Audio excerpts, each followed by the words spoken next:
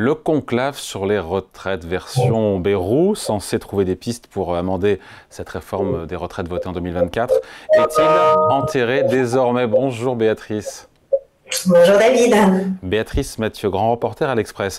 On a eu la défection de Force ouvrière, de l'UDP, côté patronat, celle de la CGT il y a de cela quelques heures. Il y a qui aujourd'hui autour de la table des partenaires sociaux pour parler de quoi? Il reste là le MEDEF côté patronat et la CPME et côté syndicat, eh bien la CFDT, la CFTC. Mais c'est vrai que ce conclave de semaine en semaine se réduit et on se demande bien qui va rester autour de la table à la fin de l'histoire. Et tout va se jouer effectivement sur la présence ou pas dans les prochaines semaines de la CFDT qui apparaît, et c'est un peu le discours de Marie-Lise Léon aujourd'hui, comme l'adulte dans la pièce, c'est-à-dire qu'on voit bien que l'UDP a claqué la porte en disant les propositions de certains syndicats ne sont pas raisonnables, donc on ne veut pas continuer sur ce schéma-là.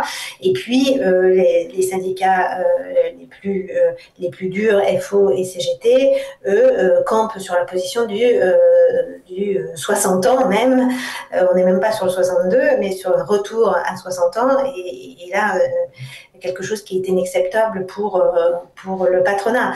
Donc on est dans une sorte de corner, et effectivement ce conclave paraît de plus en plus mal engagé, d'autant plus que le Premier ministre a mis un gros pavé dans la mare ce week-end. C'est un peu sa faute, encore une fois, cette sortie donc, de François Bayrou qui a fermé la porte finalement à un retour à 62 ans. C'est lui qui est à l'origine, de quelque part, qui a accéléré la sortie de route du conclave?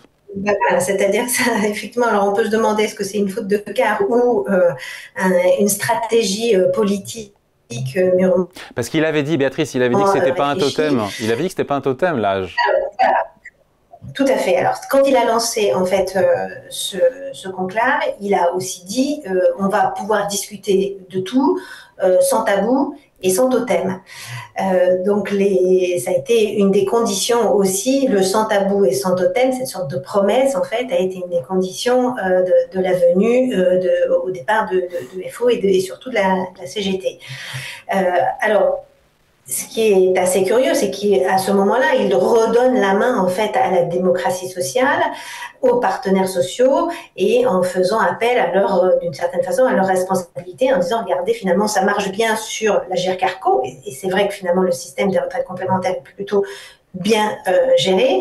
Pourquoi finalement les partenaires sociaux ne réussiraient pas à faire ce que le monde politique et l'Assemblée nationale finalement n'arrivent pas à faire, ce qui partait plutôt d'une bonne idée. Et là, en remettant ce tabou et en disant il y a un tabou, le 62 ans, un retour à 62 ans n'est pas possible, et finalement, il vide de sa substance son souhait de faire vivre la démocratie sociale. Donc c'est sans doute une erreur politique. Alors c'est ce qu'il pense aussi au fond. Jamais François Bayrou n'a pensé qu'un retour à 62 ans était possible. Donc, est-ce qu'il l'a fait pour accélérer la mort de ce qu'il avait créé il y a à peine un mois? On peut se poser la question, sachant qu'il avait aussi fait ça pour amener les socialistes à ne pas voter la censure sur le projet de loi de budget sur 2025. Après, on sait que l'équation, Béatrice, autour de ce conclave, l'équation économique est impossible. Revenir à l'équilibre tout en améliorant la réforme de 2024, c'est même antinomique quelque part. Hein. C'est-à-dire que c'est surtout antinomique quand on dit on ne veut pas, effectivement, il y a ce retour à l'équilibre en 2030 et on ne veut pas augmenter les cotisations. Donc là, ça devient extrêmement compliqué. La seule petite option, et qui commençait d'ailleurs à être évoquée, et c'est en cela, je pense que la CFDT est encore autour de la table, c'est un retour à 63 ans, mais en échange, en fait, d'une augmentation très forte et très rapide de la durée de cotisation, ce qui, à la fin des fins, revient peu ou prou à la même chose financièrement. Alors après, comment ça serait perçu par les marchés financiers, par les agences de notation, cette reculade à 63 ans Mais ça pourrait faire consensus. pourrait peut-être Ça pourrait faire consensus entre partenaires sociaux sur ce sujet-là, de dire on revient à 63 ans, mais on augmente la durée de cotisation, d'ailleurs de combien? Pour le coup de 4 trimestres. Ah ben oui, et puis alors surtout sur une durée beaucoup plus rapide. Ça c'est ce qu'on appelle de la réforme Touraine améliorée, mais c'était quelque chose qui avait été envisagé, sauf que comme on avait besoin de rééquilibrer les comptes très vite, ça met un peu plus de temps pour rééquilibrer les comptes en fait, l'option augmentation de la durée des annuités en fait. Ce qui reviendrait au même d'ailleurs. Ça reviendrait au même pour des millions de gens d'ailleurs au passage. Ça reviendrait au même pour des millions de gens, et donc ça permettrait de quand même de remettre un peu de démocratie sociale au premier plan.